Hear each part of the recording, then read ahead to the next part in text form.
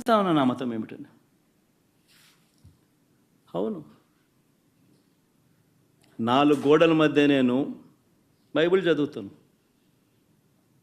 తప్పేముంది? బయటికి పోతే హిందూ సాంప్రదాయాలను నేను అనుసరిస్తాను, గౌరవిస్తాను. బయటికి పోతే ఇస్లాంను అనుసరిస్తాను, గౌరవిస్తాను. బయటికి పోతే సిక్కిజంను అనుసరిస్తాను, సిక్కిజంను నేను గౌరవిస్తాను. నా మతం ఏమిటని అడుగుతా ఉన్నారు.